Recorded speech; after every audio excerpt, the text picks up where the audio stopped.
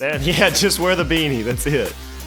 That's pretty solid. I feel good about that. That's a good way to start this. Get the attitude up high, you know. Good trade 2Js if you could become Wolverine. Where are you getting all this information? I definitely heard some rumors about it. Are you still going? I get goosebumps thinking about it because it's like you can hear them get. Car, I was going to qualify and I was going to drive that out the racetrack.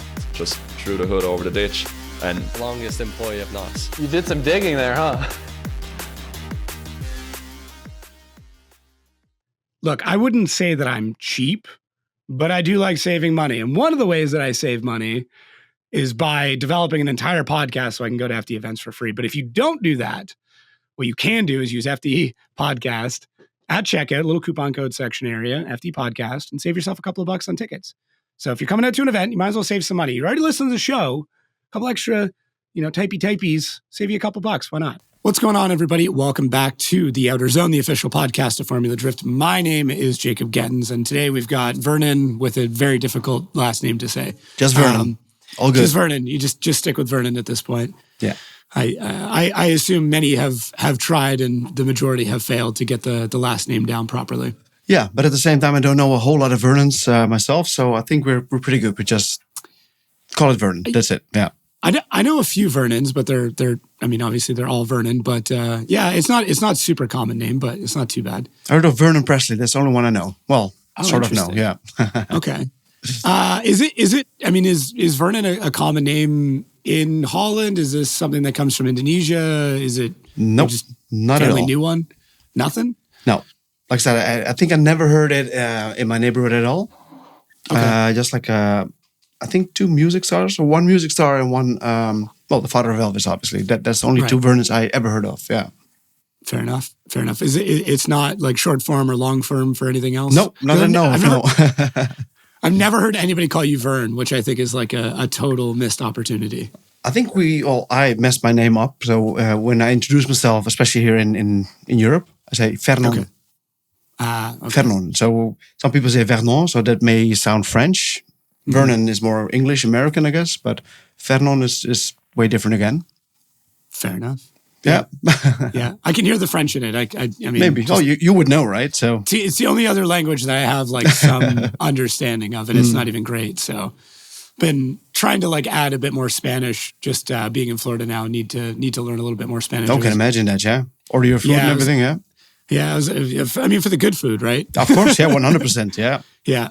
I was negotiating for a car today, and the guy only spoke Spanish, so I was like back and forth, like translating and everything else. But did you get the upper end, or did he? We'll see.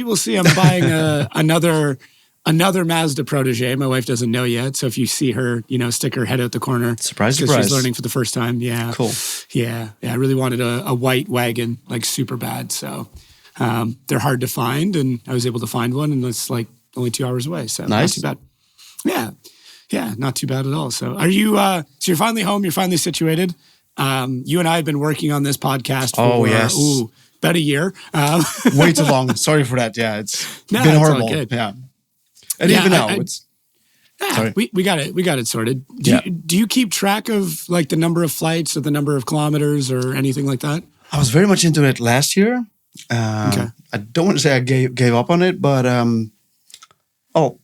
since you know yourself, if you're traveling a lot, then what else can you do? Just fiddling around on your telephone, and I have some kind of app. That's the one that Ryan Lantane was using, actually. So we can record all your flights. And I'm at, it's really pathetic, really, but I'm at 73 flights as of today because I came back this morning, but it's going to be broadcast tomorrow, I guess. So, yeah. So 73, 34 events so far. Okay. And I guess about 15 to go. Which is, jeez, yeah. I don't know what I'm trying to prove here, but yeah. I still enjoy it though. That's the most important. Yeah. 15 to go. What's left? Because obviously Drift Masters is done. FD, we've got one round left. So Oman's left. So that's next year. The whole new world is going to wake up again. So Asia. I'm going to Indonesia twice for two different series. Malaysia, one of them is connected. Maybe Japan again. And then the Middle East starts again.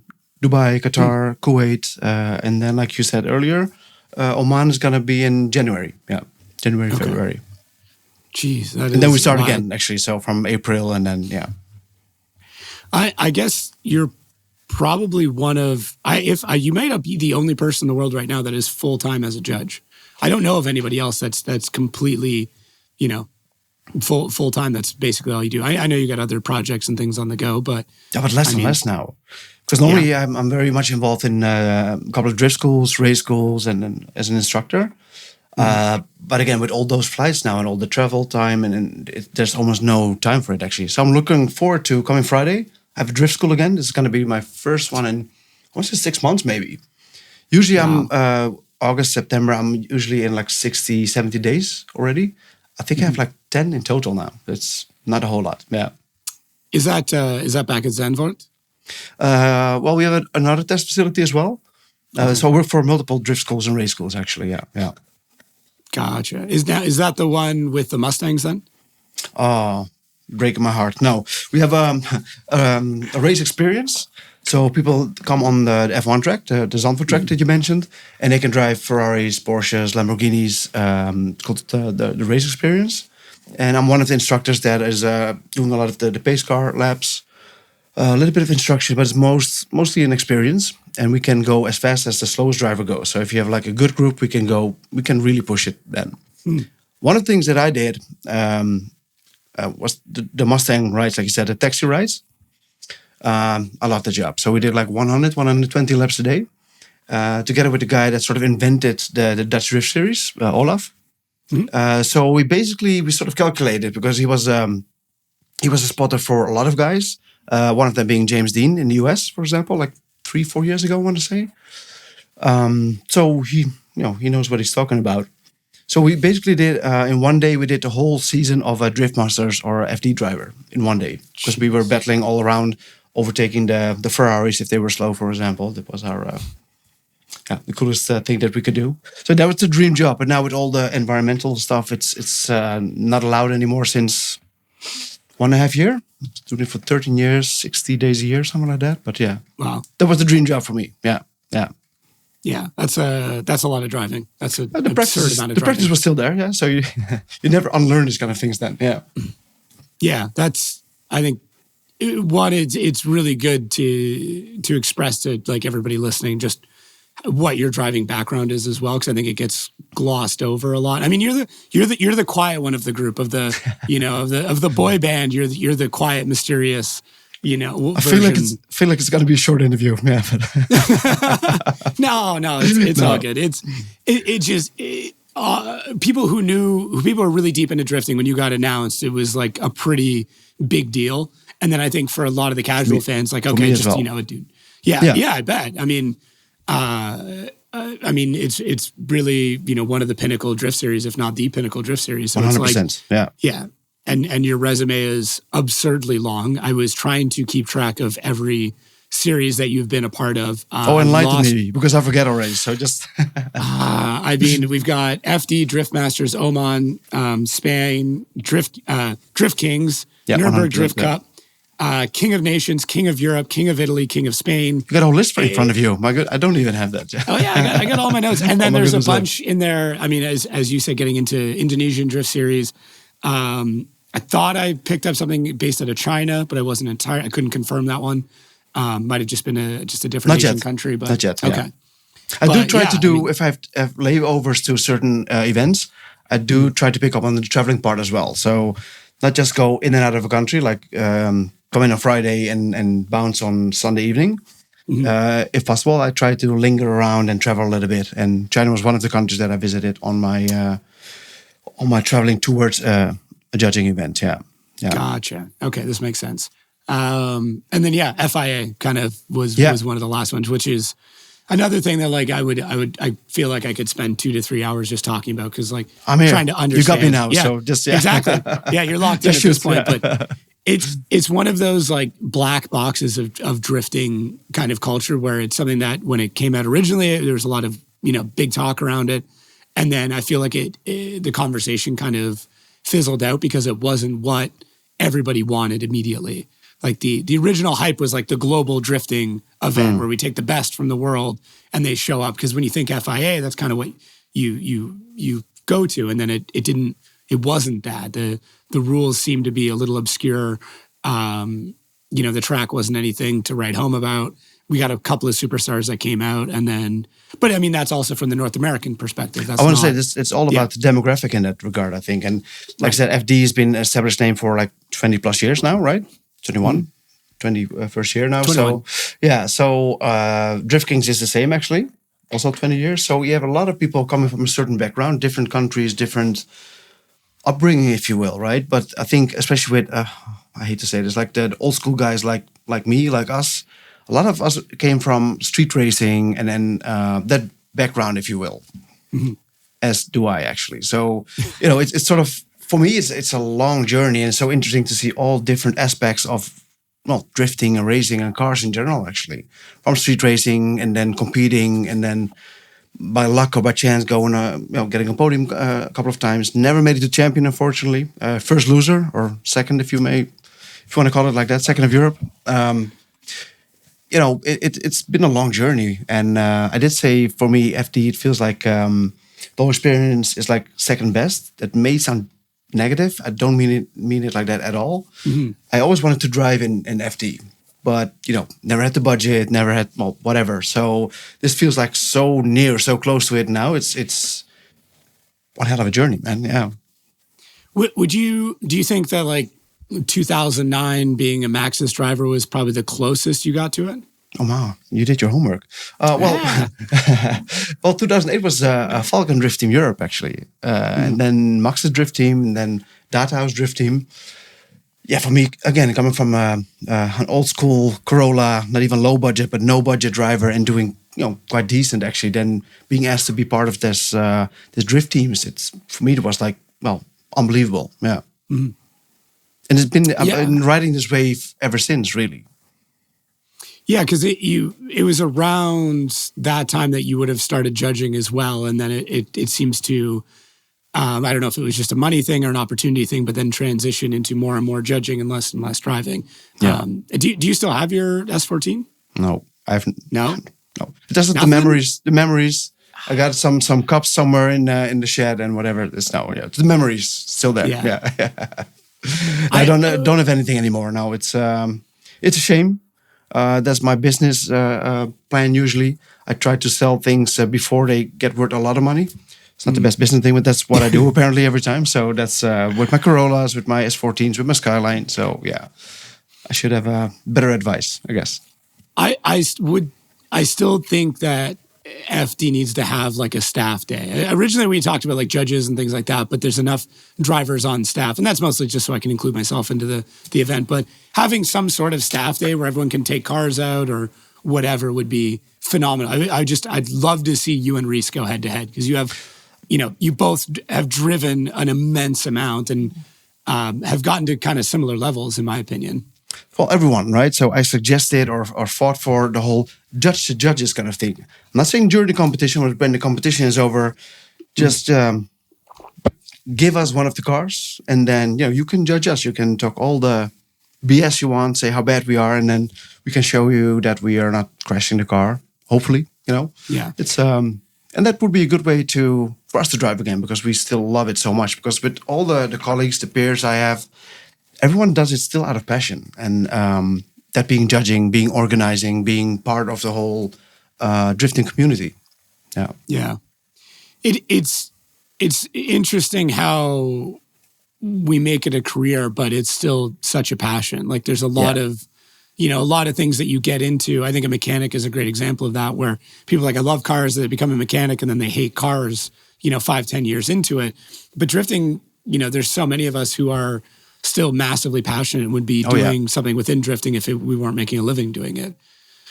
But it has to do with passion, like yourself as well, with all the traveling that we do.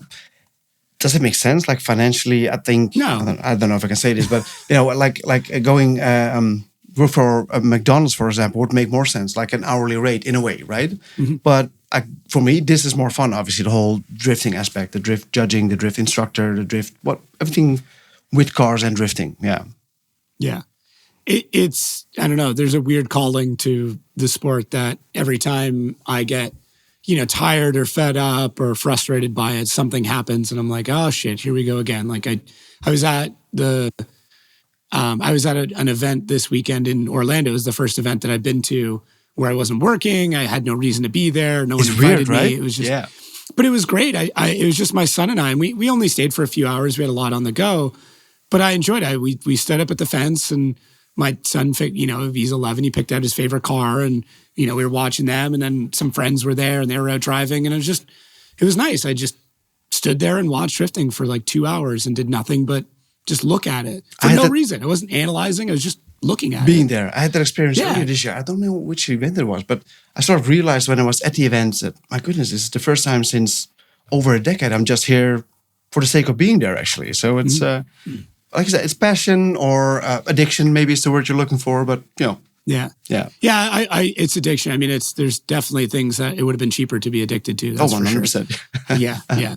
Well, you stuck around for Pro Bro Down. You and I both did. We did ride-alongs with Reese, and you and I walked the pits for like 20 minutes and just looked at cars. Still a fanboy, man, making pictures and talking to people, and it's a hell of a sport, man. Cool. Yeah. I think people forget the passion that the staff members of FD and staff members of drifting in general have towards it, because as you said, there's way more lucrative careers or stable careers or less stressful careers than what we're doing. If we didn't truly love doing it, we wouldn't be here. Yeah, I hope in the end that everyone sees that they get the bigger picture. I can imagine, when everything's heated, it's them against us, or whatever you want to call it. But it's really not, right? It's all about the passion still. And I hope everyone still sees that in the end of it. I think so. It's easy. I don't want to always continue to harp on the fan base, but it's really not the fan base. It's just like us, the vocal minority who gets upset and posts ridiculous stuff. But I think it's just easy when you're frustrated about a situation to point blame at somebody. And unfortunately, as a judge, you're in the direct line of fire, right? You're the person that's making the decision that someone's not going to be happy about. You guys can be in the line of fire when people are frustrated that a call doesn't go their way. I think it's better to be an announcer or, basically not a judge. But I don't know. Yeah. I still enjoy it, though. And I hope that people do see the backgrounds that we all have. It's just not some people they picked off the street. There is some, I don't want to say knowledge or experience. It's never lighthearted. Oh, this guy won, and for fun sometimes we all say like flipping a coin or whatever, or eeny meeny miny mo. But obviously it's not that. There is a lot of thought going behind it. There's some discussions and why did you go the other way? What did I miss? Was I blinking with my eye at the wrong moment? So I do understand with the whole. What's the nice word of saying this? Like the passion that the drivers have, get frustrated, and then all these kind of things. I do understand that part as well. I've been there before. Mm-hmm. But yeah, I see what you're saying there. It's all about passion in the end, right? You can be frustrated, but everyone knows how much time they spent on the car. Then the car doesn't work, or the track doesn't work for them, or there's always a reason. You can always find a reason why things are not working your way, if you will. Yeah. People just want an answer, and sometimes if it's not the answer that they want, then it becomes pointing the blame.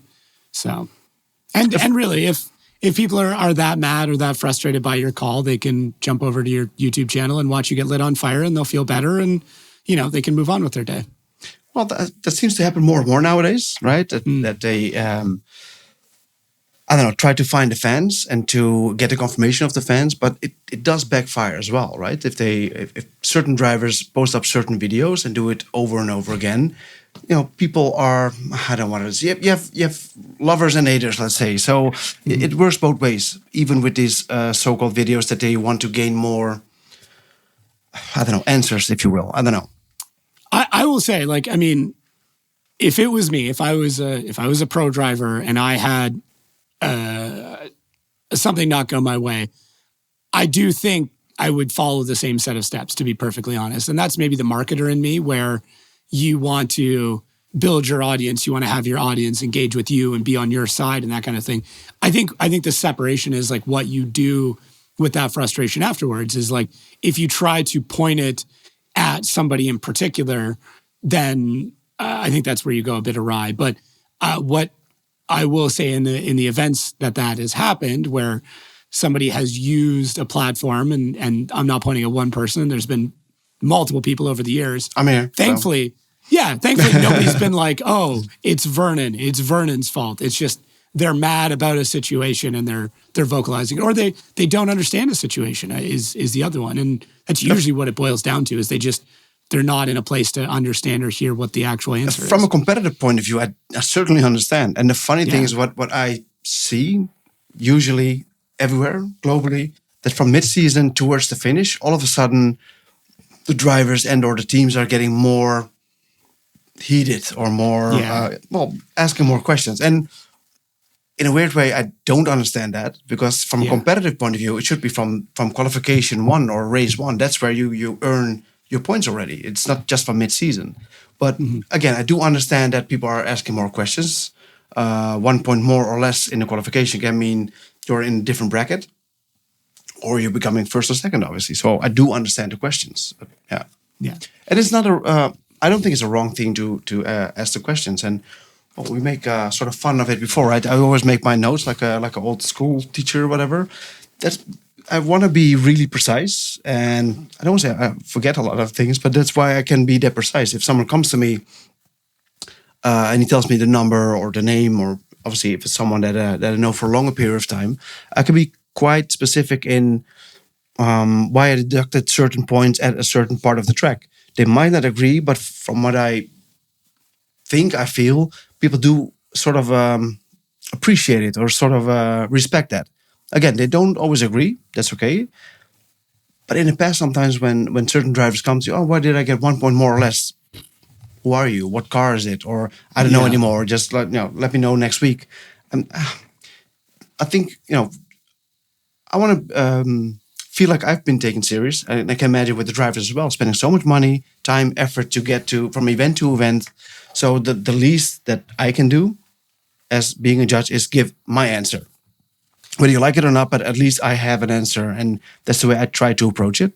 Yeah. Do you think there's a place or a world where those notes become public, where after an event we could? I mean, I've seen your writing is very difficult to understand, but sometimes I don't even understand. But it's but in some way, like we could get that information out a little bit faster, a little bit better? Does that solve the problems? Does that make more problems? Like, I love Reese's breakdowns. Those are great. Yeah. They're phenomenal. If you want to learn more about drifting, if you want to learn more about judging, that's a crucial piece of information. Awesome. And and that's from you guys putting everything together. That's not just Reese. That's you guys sending notes, discussing it, and then presenting it. But I don't know. I don't know if like we released that for everything. Devil's advocate, right? So it's only 3 battles that we talk about, and this is like 1 week or 3 days after the event, and the drivers are heated at that moment. The moment they're getting in the drop zone, right? They didn't make it to the top 16, and now they're upset. Let's say so. The one had to answer now. So what we do with drifting since a couple of years, we have the judges debriefing. So after the race, the driver and or the spotter can come up to us. So don't come with your whole crew, like, I don't know, 10 people deep and whatever, with wrenches and whatever. I don't know, that did happen before, but you're not going to get what you want either way then, right? So it doesn't really make a difference, I think. But if you want an answer, then, we are open to it. We're not hiding, so we can give you an answer.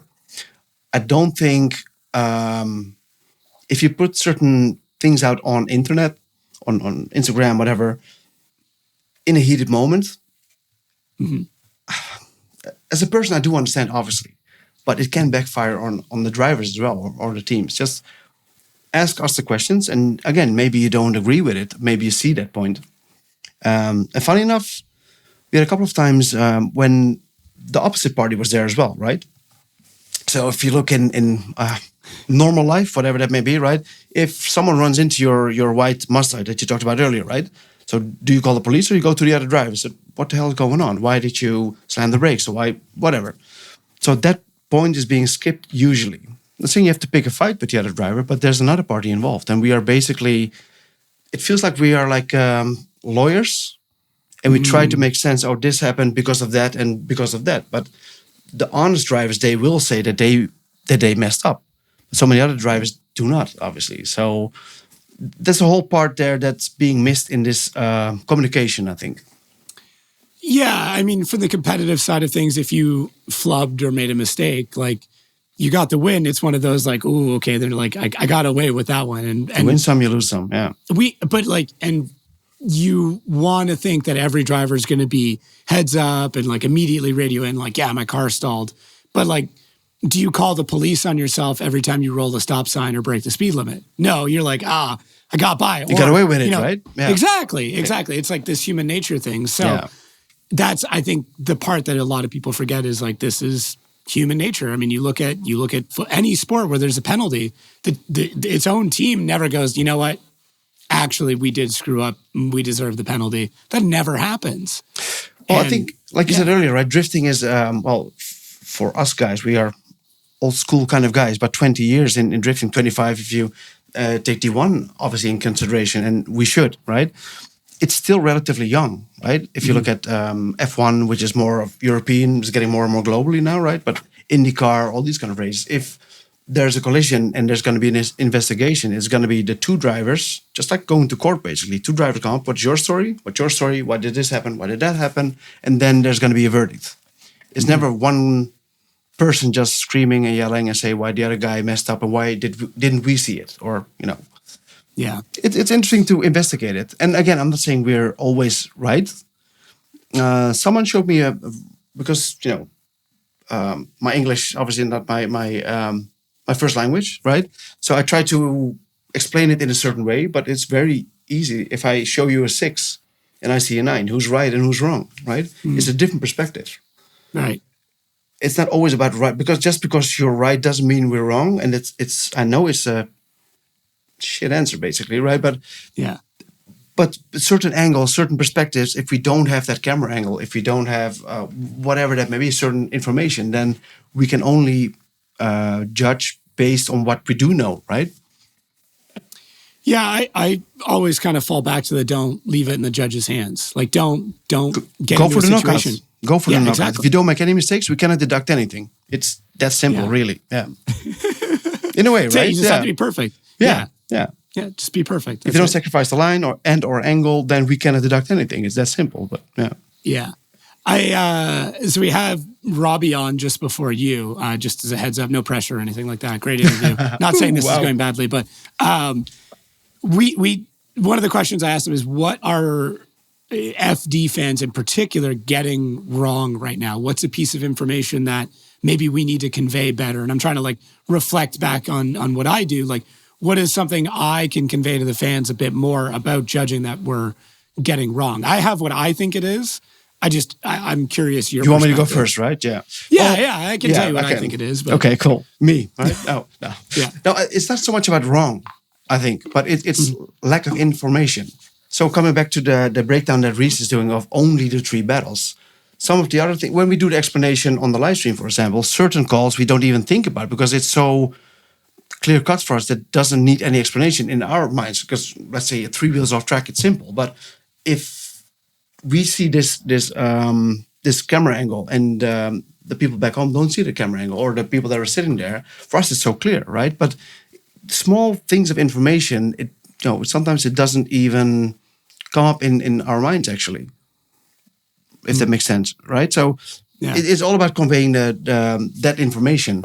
And I think that's where a big role for, in this case, you and Jared, obviously, but with all the speakers, you cannot be emotionally involved. If you just like that driver or that car, that doesn't work. You have to, I'm not saying you have to, but the best way of going about it, I think, is if you bounce off of each other.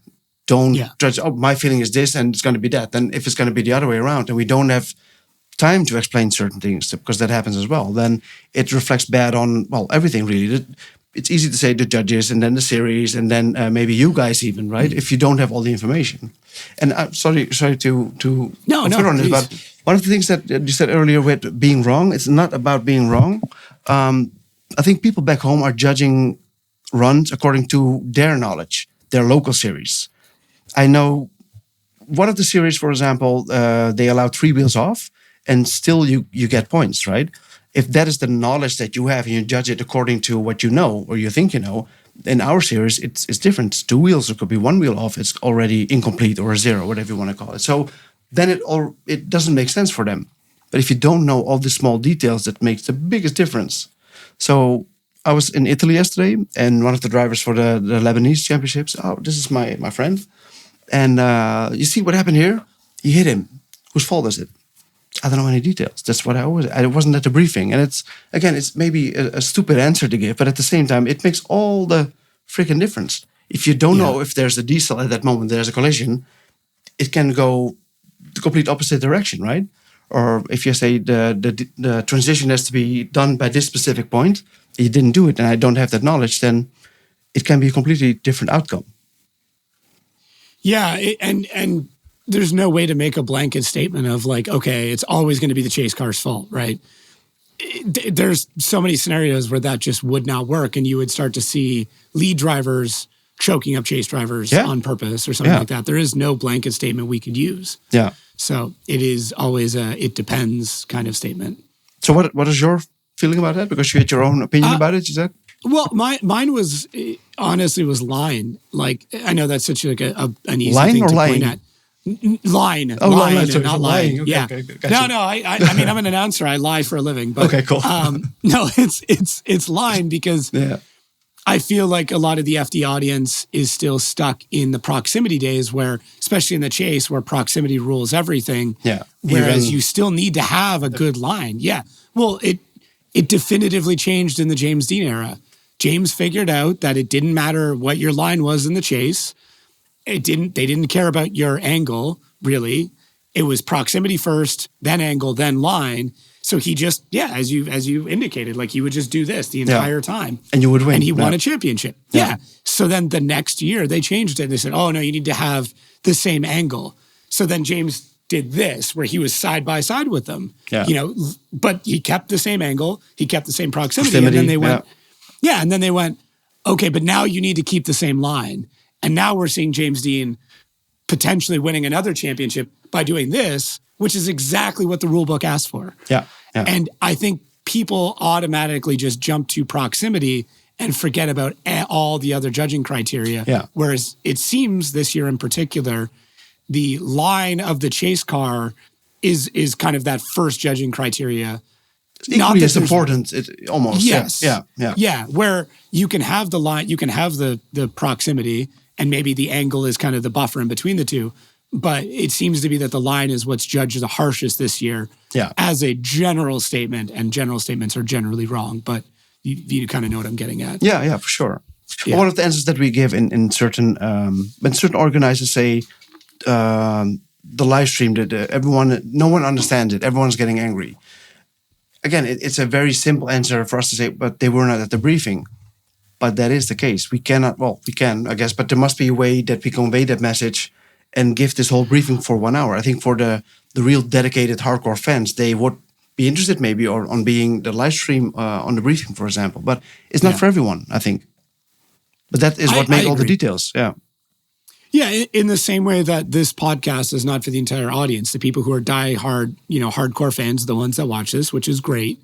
But what is said here will only be heard by those who listen. I tried to avoid it for a year, but you got me now, man. I know, right? Just nailed you down. Do we push it? It's like, what is it? It's like 1:30 in the morning right now, too? Like, I don't know, actually. Yeah, I guess so. Yeah, it is. Yeah. Do you even have time zones anymore? Or are you just locked into it? Well, we talked about this morning, and now everyone's going to hear it, right? So I was in Italy. Yeah. But 2 other judges, we had an early morning flight, so we had to go at 5. I was mistaken in the time. So at one point, I wasn't tired yet. And then I was too afraid to fall asleep because I don't want to miss my flight. So I literally did not sleep, actually. So yeah, I'm still sort of awake. Perfect. Yeah, it is actually. I got you delusional. Rambling now, and it's perfect. Exactly. Yeah. At my weakness, I'm just, yeah. But this is the Vernon that I know. This is the Vernon I hang out with, at FD weekends. The one who's super tired and jet lagged and doesn't sleep. Oh yeah. That's perfect. Yeah. Makes no sense at all. Yeah. Yeah. No, it covers it. So as somebody who's seen drifting, obviously, all over the world, we talk a lot about definitive styles and, things coming out of Japan, anything else. Is there a style that you're seeing emerging or a difference or like something that is changing with drifting right now that maybe somebody who's just watched American or even European drifting wouldn't be aware of? It's really hard to say. I think for me, it feels like really hard to say because I do see maybe not all the perspectives, but the different perspectives as well, right? I think it's easy to say for, let's say, our part of the world, because just to generalize, right? We don't understand D1, and it's very easy to talk negative about it. But they exist for 25 years, so they must do something right? Yeah. I was lucky enough to do one of the rounds for the D1 Southeast Asia series in Philippines. And for me, it was really hard to understand it. I was judging with Chutia separately from D1 when he left, like 6, 7, 8 times, I think, in Europe, because he came over with King of Europe back then, which is now Drift Kings. I tried to dive in his mind because I always want to absorb every point of view, because I don't think I have the best point of view, just a point of view. And well, he didn't speak one letter of English. I know my English is not that good, but his is... on a different level, let's say, right? Yeah. No, that's one way of saying it, yeah. So it was really hard to understand for me. And I think for, let's say us, again, to generalize it, if someone is in the gravel and it takes 20, 30 minutes to pull them out and still gets X amount of points, it's not what we used to. Is it wrong? Is it right? It's different. I can give you that. But yeah, but it does seem to work. Also with all the spectators there, everyone was sort of involved in it and yelling, waving, screaming, being positive about it. So it does work there. So it's easy to say I think it's a demographic thing, and maybe also conveying that message why someone did get a better score than the other one, because I don't think that changes at all. If you are the best driver of the grid, then obviously you will get that win. It doesn't really. It feels like it doesn't really matter which rules you are using, if that makes sense. Okay. Yeah. Any thoughts on that? No. I think you've got to the majority of it. It's all kind of relative to the space that you're in. Yeah. Is there a series or maybe a country that we should be looking at more intently that just hasn't been noticed yet? Well, what I find interesting, because I'm also still a fan of the whole sports, right? So what was funny for me, not because of me, but because of Kamimoto-san doing the D1, he was looking obviously at all the other series. We had, with the translator, obviously, we had long talks in Saita-san as well in the Philippines about drifting in general and what is different, why this is good or potentially bad, whatever. And again, it's always sitting on a fence. One of my colleagues always said that I'm sitting on a fence. There's no yes or no or black or white answer for me, because I do see so many perspectives, and I'm always my mind goes all over the place actually. So even in this case with the D1 guys, for example, it was really interesting for me to pick their brain as well and to see where they're coming from.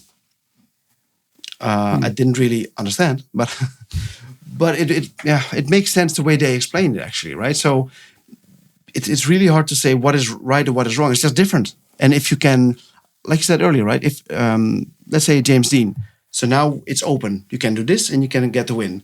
Next time we're going to ask you to do more angle. Okay, then it's going to ask more line. I think the good drivers in general, and there are many, they can adapt to it. So now if you go abroad, you go to whatever series, you can adapt. Yeah. As long as you read into it, right? I think RDS had the chance to do it like 5-6 years ago once.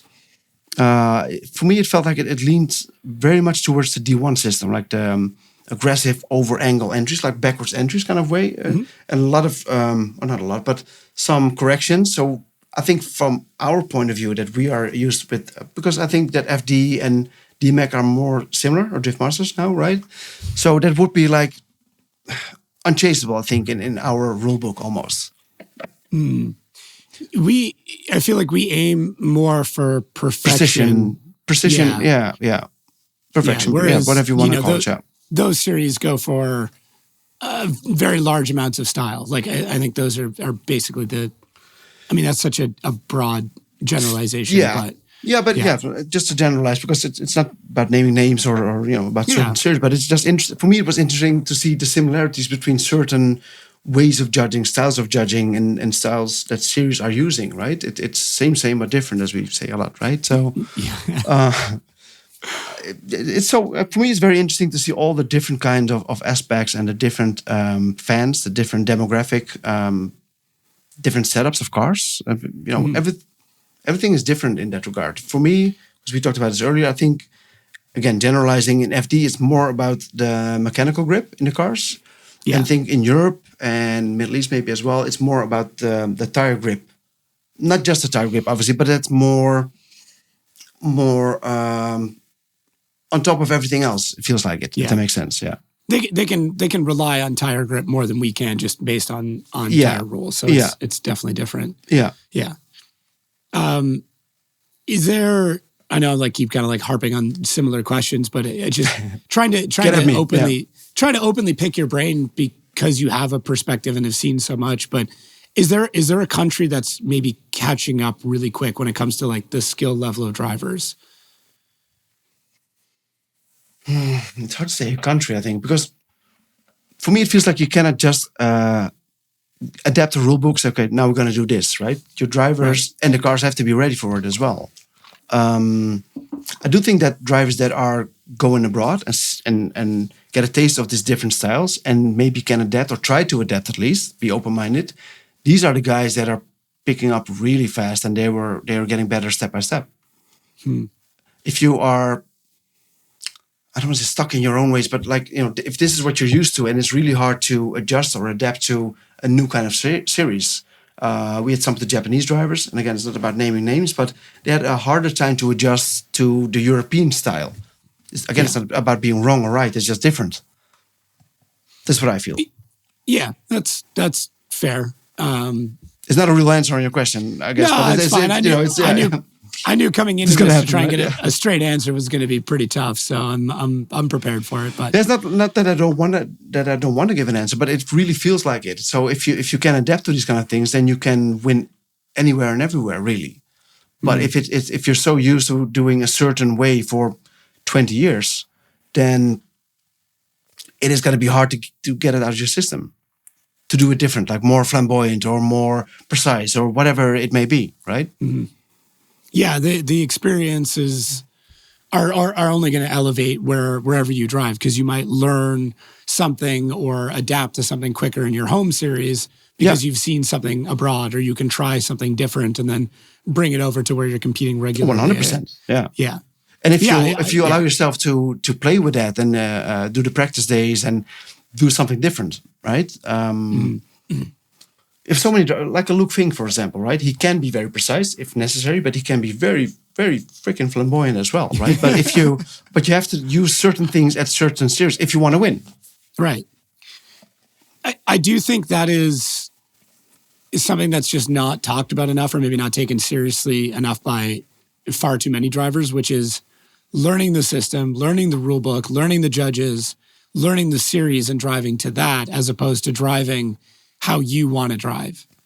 And maybe that's giving up some of your soul to win. And still want to win. What's important? Yeah.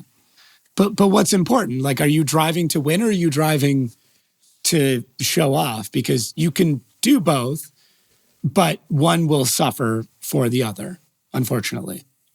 I do think there is a change, obviously, right? So it's not that I want to talk about myself, but coming back from a Corolla with, again, not even low budget, but no budget, right? Yeah. And you try to have fun. The whole keep drifting fun movement from back in the days, that is still fun, obviously. And if you ask a lot of pro drivers, and actually we did same with some of the guys in Italy as well, everyone remembers the first car they got and have all the fun all over the place, right? But now there's so much money involved, time involved. Just the car itself, if you have to buy one, I want to say 150K, I guess, without a rig and the whole traveling, I think 10, 20K per weekend, if nothing breaks. So the whole keep drifting fun is, it sort of evaporates, if that makes sense, right? So if it's more about competition. So you want to be taken serious, but at the same time, why are certain drivers not taken serious themselves? They don't come at the briefing, or they show up late. And if they are requested to wear a suit, for me, I don't care. But if a series requests you to wear a suit and not flip-flops or whatever, why don't you take it serious? Because you spend so much money, right? So why don't you, like you said earlier, why don't you learn the rules? If this is what is requested, not just by the judges, but sometimes from the track safety. You cannot go there. You have to go whatever it is, and then you didn't pick up on it because you were not at the briefing. If you want to be taken serious, then take it serious yourself as well. Yeah, I think that's fair, and that's basically what you said. More but than, it's, yeah, and it's more than reasonable for anybody listening that's competing in basically anything. It's very, and not even competing, just living life, right? You want your boss to take you seriously. You want a raise.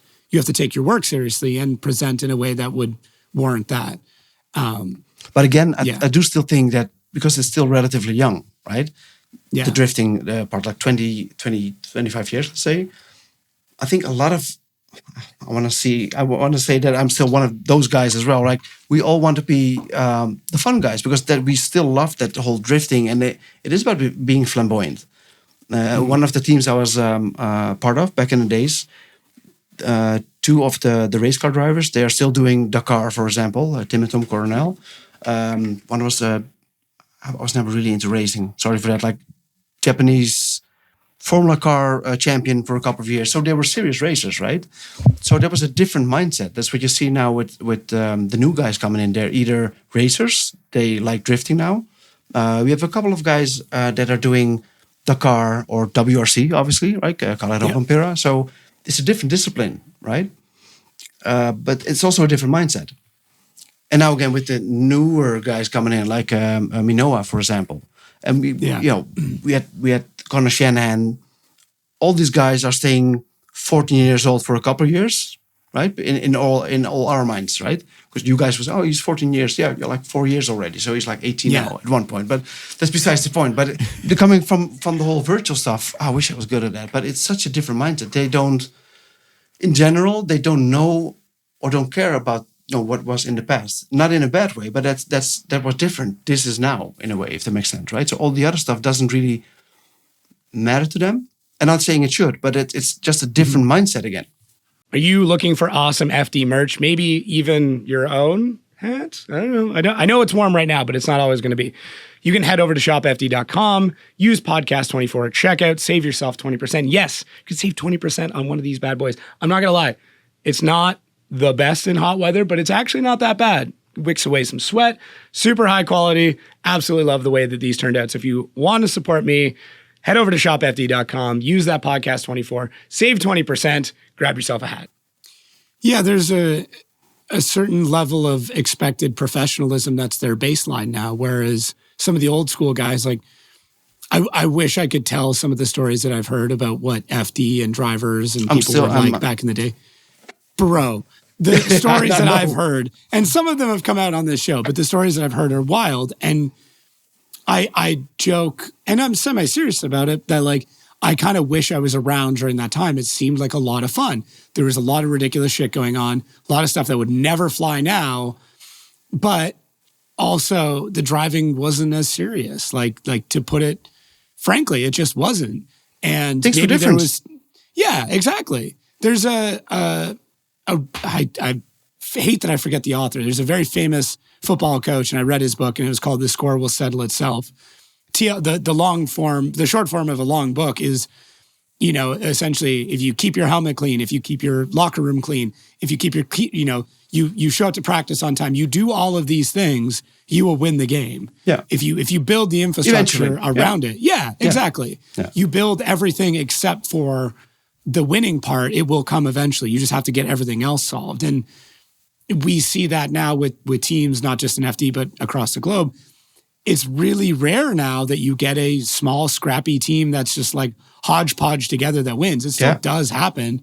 Every once in a while people get lucky, but the teams that are winning and fighting for championships are professional teams. They teams, that's the word already. Yeah, 100%. Yeah, they have checklists, they have mechanics, they have catering, they've got these things. And, like I said, everyone will still root for the underdog, obviously, because it's different. But at the same time, what's the turning point of a certain level? I'm not saying all the big teams will automatically win, but you have a better chance of winning. Like you said earlier, with the whole preparation and everything is done, there is budget, there is everything. But I still think that a lot of the old school guys, the older guys, they come from this street racing mentality, and now they try to be professionals, and they are professionals. But it's different if you come from a company. Was it like a company owner background or like corporate background. Yeah. Yeah, or like I hate to say real racing, but I mean like established racing series, kind of like WRC or like a Formula race car, and then you start drifting because the mindset's already way different. Professionalism is different. It's not wrong or right, but we all have to teach. There's an old video of me when I was doing one of the European series. It's almost like black and white because it's a bit in the past. But Pretty I mean, old. I never heard of this thing like a wife beater. I guess like sleeveless. Yeah. I never heard of it, but it's a wife beater. Wow.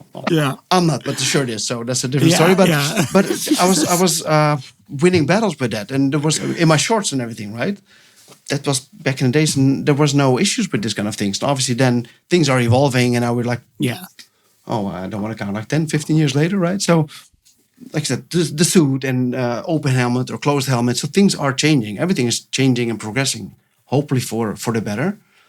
But that's why you still have the what is it, the bro showdown, the thing that we they Pro can Rodan, yeah. they come with your boat, for example, or whatever it is, right? That's a different. It's a different way of drifting. It's not You can better. have It's not both. worse. It's both or both. The boat, the Both, BM, right? both. Yeah, I there mean, you go. can have Yeah. your you can have your boat and drive it too. Cool thing, by the way. But yeah, That thing is incredible. Yeah. Yeah, Great crazy. guy that owns it too. I feel bad. I can't remember his name, but I've met him a few I times. did talk now. to him. Yeah, cool. Yeah. But yeah, I want to say we've moved past that debate. I hope we've moved past that debate, or maybe I just don't engage it anymore of that, like, pro drifting is ruining drifting. And I've gone on full rants about how that's vehemently not true. But you can have both and you need both, right? 100%. Like, Yeah. you absolutely have to, because you saw at that event some of the highest level drivers in the world. Chelsea Denofa, 2024 champion. Yeah. Or sorry, 2023 champion. Going out and beating around on a Porsche and in a Fox body Mustang, two very non-competitive cars. And that's He where the could have whole continue. Yeah, he could have been competitive. He could have come back and been competitive again. But no, he's like, all right, I did the thing. Now I'm going to go do ridiculous shit. But isn't that still the drifter inside all of us, right? Okay, this Yeah. is the real stuff or like the professional stuff, but we still like these kind of things, like the drift days, the fun days, and it doesn't matter who you are, who you were, but we all are the same at that moment. That's the Keep Drifting Fun movement, I guess, right? Yeah. It's needed. It's definitely needed. Just I always get frustrated when people say You can't have one is- without the other, because Yeah. that's what you said earlier. Last weekend, we had street class as well, so near stock cars. So it's really, I try to be politically correct, like, that's really tough to judge that, right? Or do you really want to judge that? Yeah, I do really want to judge that, because that is the future. No one, that's the way I try to see it as well, right? It's not even about the young kids, but even guys from our age. If you look at the FD, the pros or drift masters, for example, it's almost like, I think, like F1 status, Yeah. right? So I think with a clear mind, you cannot say, or you can dream or hope that you can buy or find a car like that for 150K, but you can't buy skills. It's the dumbest saying there is, but it is like that, right? You cannot just buy the best car in the world and be good at it. So you have to start from all the way back there, actually. And that's a car that you can afford. Maybe you do have that Lexus. Maybe you do have that E36 already. It is stock, but step by step. And that is the way. I think the spread is bigger now, because back in the days we didn't have that. It was just, for me, my old beat up Corolla, and that was it. And if someone had 200 brake horsepower, 300, it was like, ooh, magic, right? But nowadays with 1,000, 1,200, you cannot just buy a car and be competitive if you have no skills, no practice, no nothing. So you do need that the street class and the whole, I don't know, like teaching Grassroots. Yeah, the grassroots kind of thing, and to build it up all the way to pro. Yeah, if you really want to pursue that. Yeah. Yeah.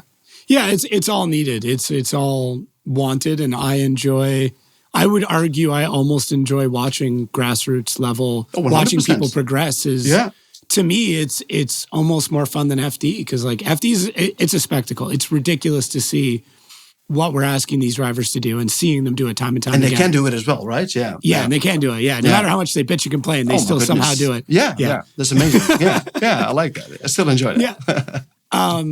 But there is something cool about going to an event, watching the C class, like the just entry guys, and watching somebody learn how to drift in real time. It's really fulfilling, and that's something I had to relearn this past weekend. Like, I watched all of C Group. I watched an entire 30-minute session of It's cool, right? guys who were just, people just learning how to drive. And I was like, the first time there was one dude in a Mustang, the first time he did a lap without spinning out, I was so happy for him.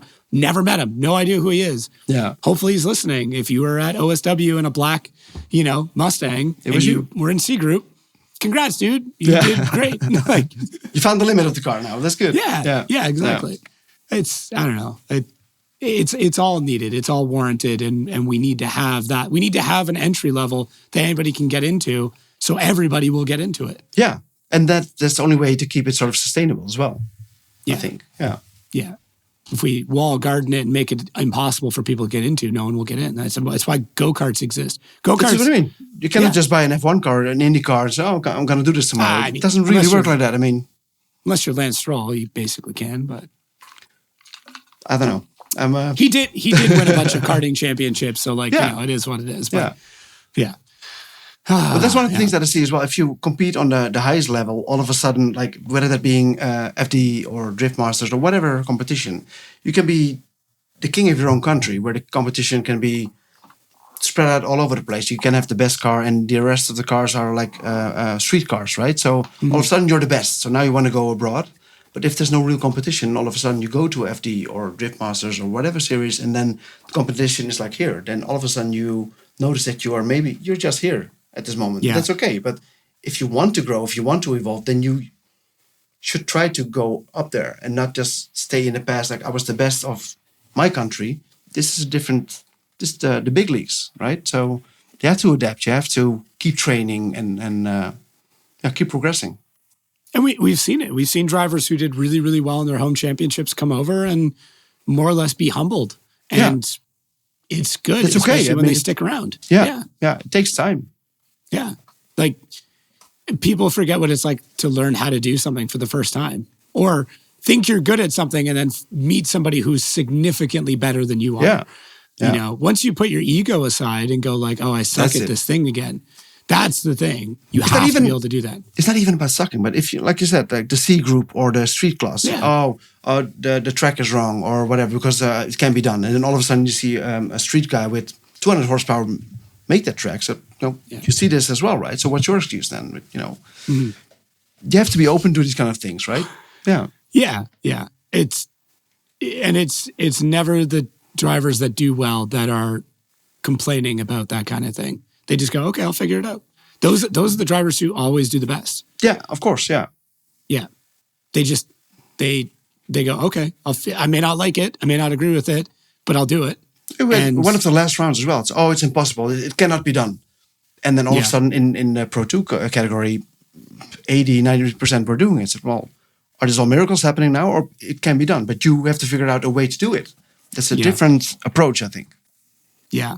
And those, like I said, those are the drivers that do the best. Yeah, 100%. So I think that's the perspective that a lot of drivers need to have. Like instead of, and that's not pointed at anybody or any series in particular. In general, just don't look at every other thing. Look at yourself. Like it's tough. Nobody likes it. Try to find a way to make it work, right? It's easy to blame, like you said, the track, the car, the judges, the tires, whatever it is. But if you see it in front of your own eyes that certain people are doing it with less power or a lesser car, if you will, lesser skills, then you have to figure out a way to make that work. There's no real excuse at that moment.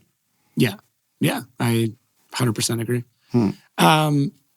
So digging through some of your old YouTube content, Black and white. can we get you on TV again? Because I will say you are a phenomenal actor.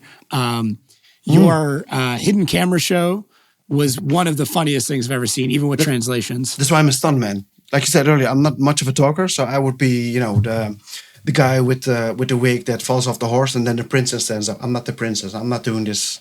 Right. This talking. Right. No, but yeah, I like to do that still. Yeah.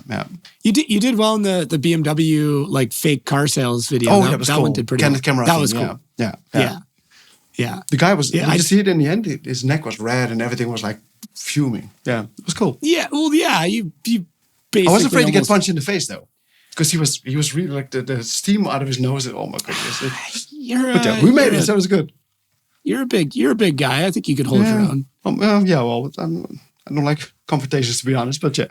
Yeah, I mean, But it's cool. I like that. Yeah, you're no Roelly Winkler, but you're Oh, a my pretty big goodness. Dutchman. So yeah, He's a bit bigger though, but yeah, thanks. I appreciate that. Yeah. he's a big guy. You're a little taller. He's only like 5'7", so Oh, I my think you got goodness. him.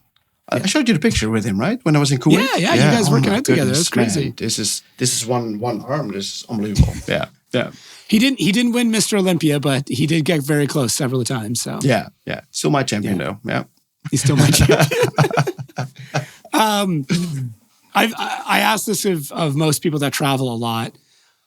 I know some of your routine, which is ridiculous. I don't even know my routine. Tell me, what is my routine? It's usually get up before everybody else, go to the gym for 30 minutes, complain about how bad the hotel gym is. Of course, and then eat a bunch of Too much, high too bad protein things. yogurt. Yeah, yeah. And hot dogs, and afterwards, and then complain again. So that's why I have to keep that going. Yeah.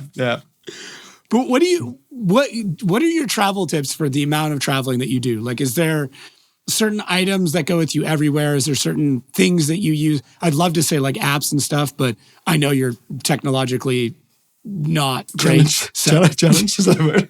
I was going to use other words, but yeah, we'll go challenged. Well, my first advice would be don't do it. Okay, cool. I skipped that advice, so let's move on to the next one. You. I don't know, man. It's just for me, it works like that. Keep myself busy and entertained, I think. Okay. And for me, that is the gym, because it's sort of it sounds very Dwayne Johnson-like, but that is sort of an anchor, for me at least as well. I'm not just copying what he says. Well, I do, but for me, that works as well, because that's sort of my, I hate to say me time, but you know what, me time, I guess. Ugh. But do you do it like you get to the hotel, you immediately go to the gym, or is it just like in the I morning? want to see what I have to thing? work with, because sometimes you see a picture and see, it's a marvelous hotel gym, and see 3.5 kilos somewhere dusty and whatever. So you have to be very creative then. Sometimes it's a proper gym, then I really feel, okay, I can do this now. Let's go. Yeah. It's just, zoning out, I think. Sometimes it could be after the event. Sometimes it can be a difficult event, or just literally blow off steam and just do my own thing for a sec. Yeah.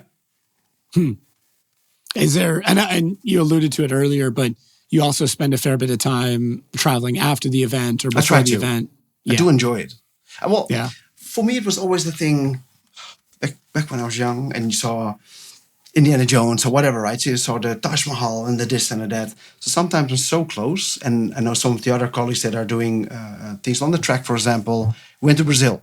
So they arrived on Thursday evening. We drove for 8 hours at the track, and then Sunday night or Monday morning, I don't know, ridiculous AM, they went back again to whatever country. Oh, I'm not saying you should or you shouldn't, but for me, that feels like a shame. If you pay 50 euros for one night, at least you can experience a little bit of the culture, the food, whatever it is.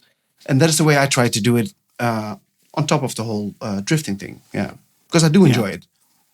Again, sitting on the fence and different opinions. It's not, I don't want to sound very Buddhistic, although I look like a Buddha almost, but it's interesting for me to see all the different kind of opinions, religions, food, whatever it is. So not just for drifting, but culture in general. Yeah. Is there like a go-to? Is there I know you're very lackadaisical when it comes to those adventures. Because even I've asked him, like, too much sometimes. You're like, I'm flying out 8 a.m. tomorrow. What are you doing? You're like, I think I'm going to just go into New York City. And I'm like, for how long? You're like, I don't know. I'm like, where are you staying? You're like, I haven't booked it yet. And I'm like, okay. Well, that bites me in the ass sometimes as well. I remember, was it Long Beach, for example? And then we had the Super Drift the week after. I have a lot of plans usually, but I don't plan things out. That's not my forte, I guess. So I was doing part of the Route 66 and driving. It was getting dark. And then, maybe Booking.com. Maybe one more stop. And all of a sudden it was like 2 a.m. Well, it wasn't freezing, but I felt like it was freezing, and I have to find a place to stay. So, okay, maybe I should plan this out a little bit better. So I do like the adventure, I guess, but I should plan things out a little bit more. Yeah. But so I was going to say, so the plan is like have as little plan as you can. I have too many plans, actually. So I want to do this, that, and that, but that doesn't work, obviously. In my mind, it does, obviously, but some other people say, that doesn't work. So, let's see what happens. Yeah. I do like the experience, whatever it may be. Yeah. Do you have a favorite place or somewhere like you always go back to? Anything like that? I'm happy people still invite me to go anywhere and everywhere. To be honest, people still think I know my stuff a little bit at least. So, like I said, I'm going to Indonesia because you mentioned it earlier. That's where my father's from, my biological father. So I do have some heritage over there, and it feels sounds corny, but especially the first time I came there, it felt like home in a way, even though I was never there. But and from there on, I'll see I don't know what I'm going to do yet. Yeah. I've been to so many countries, and I always equate it to, I told you before, like the freaking fridge magnets. Yeah. A new country, a new fridge magnet. That's the way I equate it. But it's, I do want to see things. I do want to taste the food and all these kind of things and try to enjoy it. For me, it wouldn't feel right if you go all over the world, but you didn't see anything. Then for me, that would be a shame. Yeah.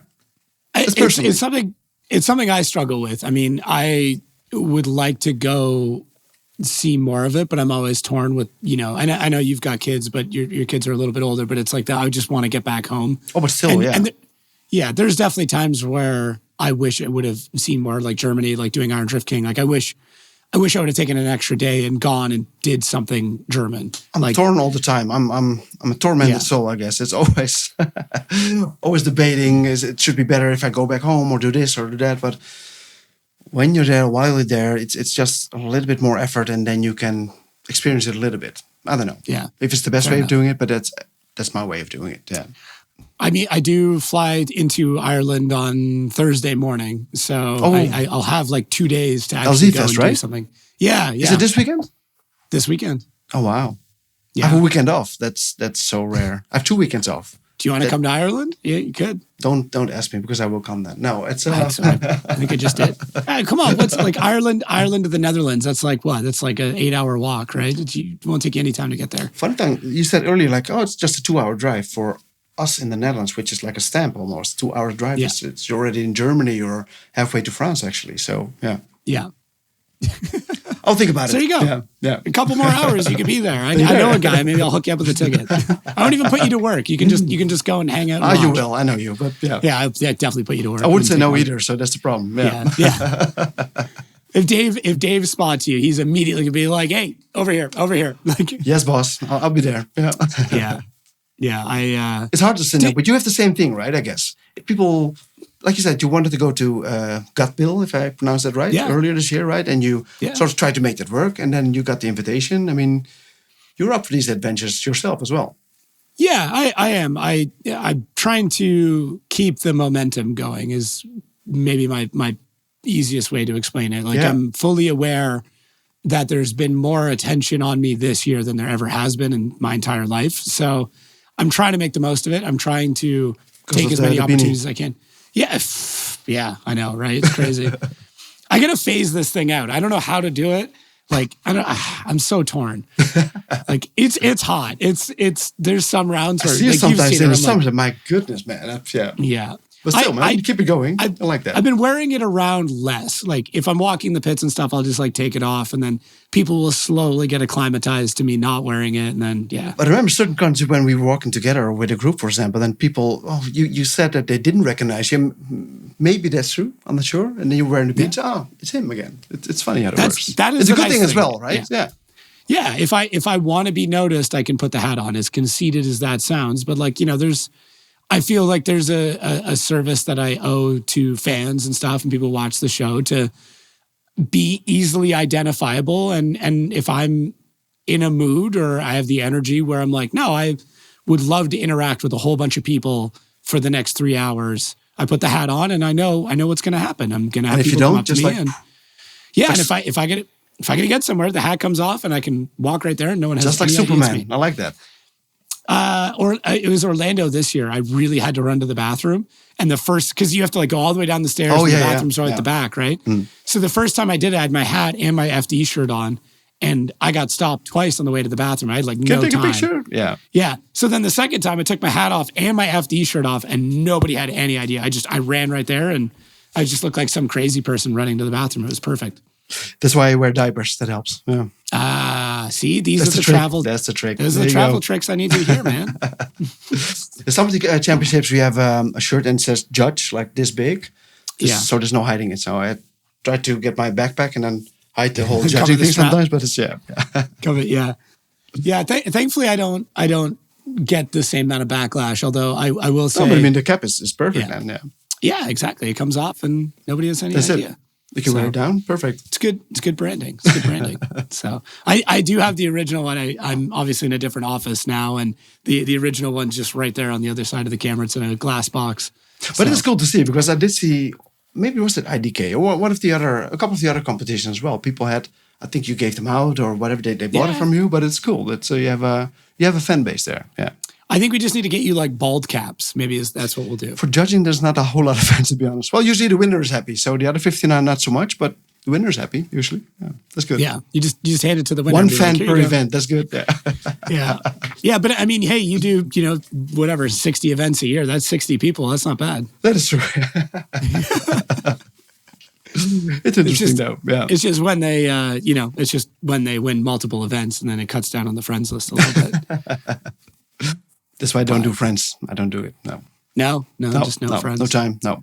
Perfect. It is tough. It's super tough to make friends when you're on the road this much. And at the same time, I don't try to mingle too much. I'm not hiding away from drivers. I will talk to them, and I'm not afraid to, ask what they think about the track or whatever it is. But I don't try to mingle with them and stay in their pit area and tent, whatever, because it's so easy to say, just because he's there and all of a sudden this guy is winning, now he's biased, whatever. So maybe I'm depriving myself of a lot of fun or extra things, but at the same time, I'm not saying that is the right way of doing it. That's the way I am doing it. But I mean, you've got us. You've got me asking ridiculous questions first thing in the morning on the van ride got over. my hands full on that. Yeah. Yeah, that's a pretty big staple. It's like we'll get coffee and then I'll take 2 sips of coffee. I'm like, all right, guys, coffee is good. What do The you French press, I like think that. if? Yeah, my little travel AeroPress. Yeah, I that appreciate thing's that. great. Yeah.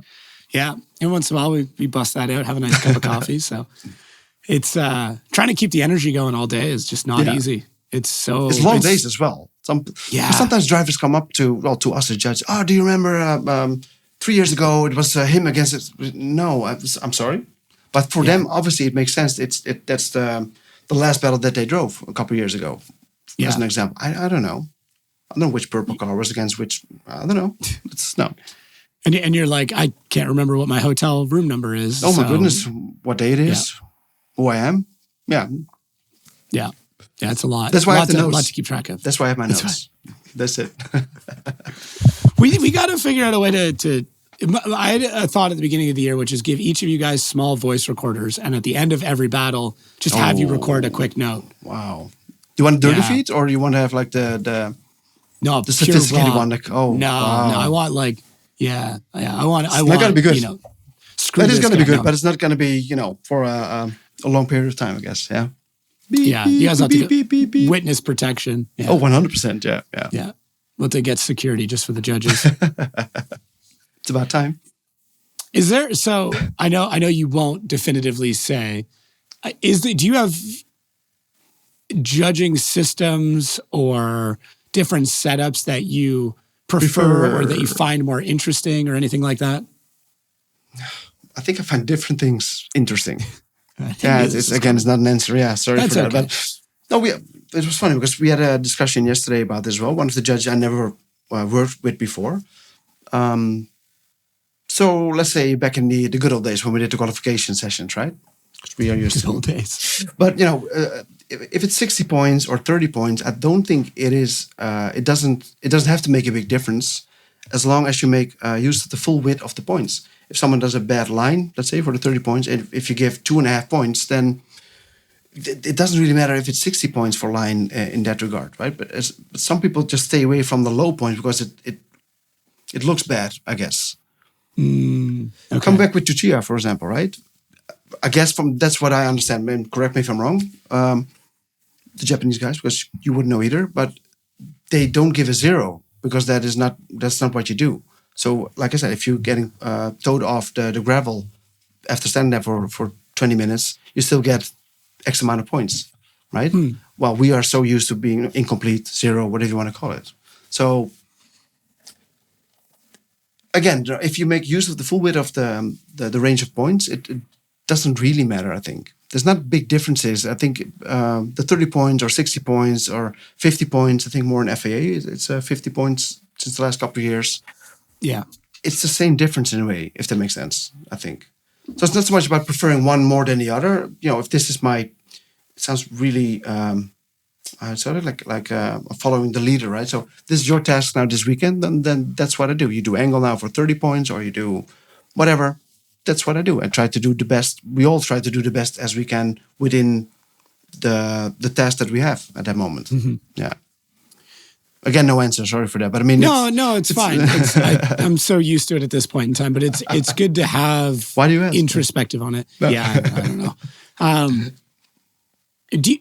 I can't remember if FD's ever done this, but like, what are your thoughts on if between the three judges, you guys do angle, fights. line, style, fist fights. But if you guys each held on to those roles, even in tandem competition, so you are the angle judge all weekend, and all you do is look at angle, and we have a line judge, and you decide, hey, this person had a better angle or had more angle in both lead and chase, and same thing with line, same thing with proximity, I guess. I would like to think about these things and get more of. Again, yesterday we had also the old system of. I want to say the old system, like the dividing the points, like a 6-4 or whatever. But what if you add like a lead score to it? Let's say 7+, so a 75-ish point lead run, and then still a 6-4. Then you can compare that a little bit, if that makes sense, right? So I do hear a similar kind of approach that you're trying to do now. But at the same time, in battles, that usually one does affect the other. So if the lead, without a good lead, you cannot have a good chase in a way, right? Right.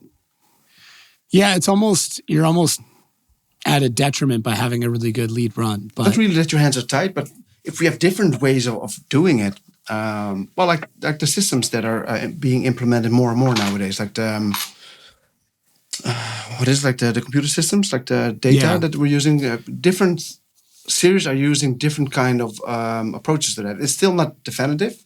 Like it's not like it's a guide for now. It's not still something that is going to take us over. But I do think, especially on high-end competitions, if that is going to be that perfect, then you don't need us, at least not for qualification. And I'm not saying that in a bad way or sad way, but let's just talk about what I feel, right? If a driver comes up to me at the end of the event, is it, why does he get 0.5 points more, and therefore I did not qualify or whatever?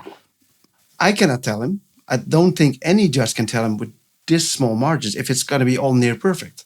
I think if you have this computer system, and I saw a few, like the ones that we're using in FDE, but also the one in Drift Masters that we're testing this year, it seems to be so precise. And I tried to question myself at first, but also question that system. So I took my notes, I took the live stream, and then I took the data. And sometimes it all seems to be very similar. Sometimes I see where I was right and they were wrong. Now, I wish it was like that, but I mean, I see the difference in these kind of things sometimes. So then we have to see what is the difference. Is it the way I score it, or is it why is the live stream and the data sometimes different? Is it a glitch in the system? But once that is being figured out and it's so precise, like pinpoint perfection, then you cannot tell me that anyone can say that he was 68% in a certain zone with that amount of angle, that amount of speed. Yeah. If you blink with your eye, then it's done already. So that would be really good if you want to still use that whole system of the qualification in battles. I don't really see how that works yet with these kind of systems. And these systems in general, not yet either. I know that that we're using Torque and the one from Drift Masters, the Wally, the data labs, that seems to be very precise, but sometimes there are some glitches and whatever that may be. It's not perfect yet, but I think we are getting really near now. Yeah, I can see them having a place in like conflict resolution, like accidents or incidents, being the like, no, you let off throttle, like he hit you because you were off throttle somewhere where you shouldn't have been. That's why it went this way. That is where I can see it and would like to see it implemented first, is to solve those issues, because those are often where we see the biggest problems. Yeah. There's always going to be back and forth about like who drove gray better, areas. who did this. but judging needs to kind of live in a bit of a gray area. But okay, sorry to interrupt. But yeah, go ahead. No. Devil's advocate, right? You play. Yeah. I'm old school. Gran Turismo. You do drifting or whatever. You know. You have the whole virtual stuff, and that is so pinpoint perfection. You can see the amount of angle, the duration of the angle, and the speed power. So there is a winner. There is a loser. Again, I just barely know how to use my phone, right? But there must be in my mind. There must be some way of working with that the virtual stuff, and then implement it in the real drifting, if you want to call it like that. So if you can make that work, then that is it. That's the answer. I don't disagree. I think virtual drifting is done in a virtual vacuum where you don't have all of these other the parameters and things everything that can happen. Yeah. You're working in a perfect environment, and you can design the environment, and there's no issues with cell phone signal or distance or range or vibration or like I've had many of a long conversation with Dennis. I love Dennis. It's very difficult to have a short conversation with Dennis. Love you, buddy. I can. I know you can have a short conversation with me. That's true, yeah. But learning more and more about the difficulties when it comes to developing a system to track this, like every time we're like, oh, we're right there, something crazy happens. In the same way with judging in the rule book, where we're like, we've got the perfect rule book, and then some shit happens, and you're like, we weren't prepared for this. It never happens until it happens. You can think everything out, and all of a sudden, it's sometimes basic things. Yeah. Again, sitting on a fence, and we have these discussions with so many judges, and that's why I question it sometimes. Not because I want to question them, but it's a different perspective. Okay, so we have to do this at the start. Okay, but what is the start? What if someone hits the cone, or what if it's simple, basic stuff, but it's not basic at all because everything can have a completely different outcome. What if this? What if that? Yeah, I don't know. But what's cool is that we're constantly trying to figure out what it is, right? And it's always evolving. It's always changing for better or for worse. But you see what I'm saying, right? So for me, it feels like it is getting closer, like the virtual stuff, Gran Turismo, whatever you want to call it, towards the systems that we are using, like with Dennis or with Michael, the Australian system is getting so near perfect already. So I think we're 2-3 steps behind at this moment. Yeah, it's gonna be really hard for me to interview a torque box as opposed to a judge. You know that, right? It's going to be usually my answers. What do you think about this? Yes, no, just one word answers. Perfect. Yeah. Yeah, you did lots of talking. But it's black and white. It's black and white. That it's more precise in a way because the driving is getting more precise as well. It's getting that good. Then it's near impossible to say, okay, you got 0.4 kilometers or miles slower than the other guy. You cannot see that with the human eye. Well, I can't. Maybe all the other guys can, but I don't think it is possible. Yeah. Does drifting lose its soul the day that judges are removed for a computer?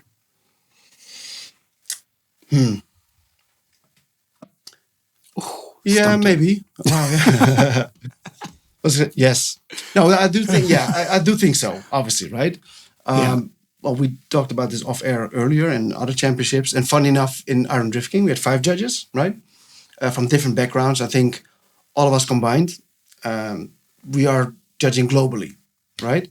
And the thing that we all say, and not just us 5, but also in all the other championships, everyone says the grip level is too much nowadays, whether that being within the car or the tires. It has to be pinpoint perfection on full throttle. If you lift off like 1 centimeter or half an inch, whatever, then the car is twitching already. So that is going to make it more hard to drive, but also to judge, and it doesn't look as attractive anymore. I think one of the good things when I saw LZ Fest was online last year, I guess, because it was in Mondello. Mm-hmm.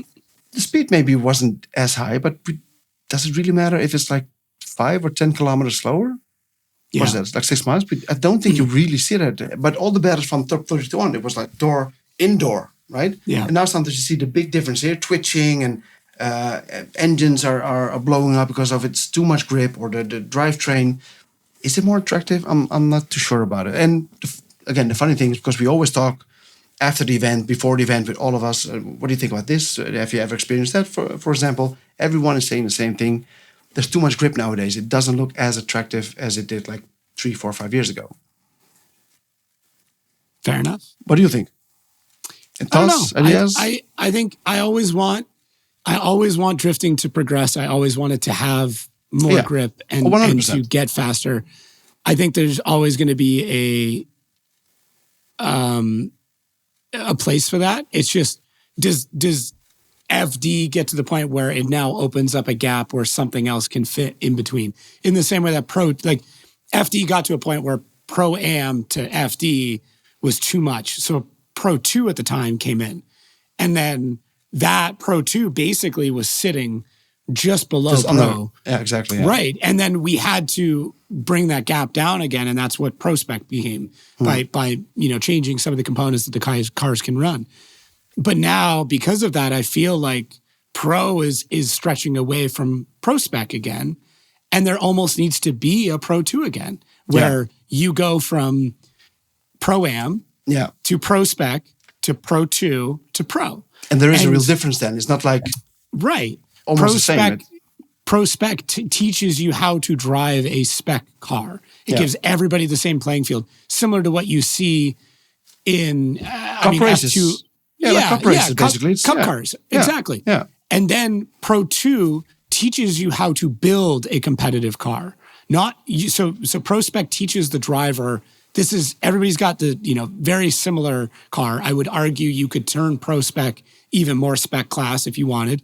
Give 3 chassis, 3 engines, 1 transmission, 1 ECU, maybe 4 or 5 suspension. But don't get me wrong, right? I do think aesthetically it's a different thing than technically, because from a technical point of view, and in the beginning of our conversation said with mechanics, for example, I do think that drifting is phenomenal, because in a cup car you cannot do anything, and still people are tweaking certain things that maybe half legal, half illegal, but they get away with it, and that of course that is the game in a way, right? But this is such an open playing field. You have a Corvette with a Nissan engine or a BMW with a Dodge, whatever it is, right? That's awesome, and one is not better per se than the other. Then it comes down to tuning, tweaking. So from that perspective, obviously, you try to get the most grip out of the car, and I do understand that. But the bigger picture, I always come with my stupid triangle. We talked about this earlier, right? Yeah. Whatever it is, whatever the business is. Let's say it's a circus, and there's clowns, and there's income that you have to generate money from, right? I'm not saying drivers are whatever, but let's keep with this business model, right? So without the income, the spectators and or the live stream, the circus doesn't. There's no reason for the circus to exist, because it's not just fun anymore. It's the business nowadays. The same goes without clowns, right? If you don't have anywhere to perform, if you don't have any platform, then there's no use for you doing it, actually. So it should be a balance. And I think we all try to find the best way to get it in the middle. But that means that everyone has to give in a little bit. Right, to come back to the point earlier, I remember one of the first time I just sort of came out of the driving seat, because my car, I don't know, the engine died or whatever, so they asked me to judge. Everything was so much from just a driver's perspective. And every twitch, okay, 0, 0, but just put the other judge. Same kind of thing, right? For us, that makes sense, obviously, because drifting is sideways and there's no bullshitting around, right? That makes sense. And then all of a sudden, one of the organizers came to us and said, we cannot have this. You cannot have just 10 qualified drivers, because the sponsors and the live stream, normally it should take 2-3 hours. Now we've got 10 or 8 cars qualified. That doesn't work. Is that wrong? Is that right? No, it makes sense as well, because if he cannot exist, but that's not the point of view. I didn't have that knowledge. We didn't have that knowledge, basically. So I'm not saying we should be. Then you have to find a way to make a top 32 again. What they do in certain championships is like a joker card. It makes sense as well.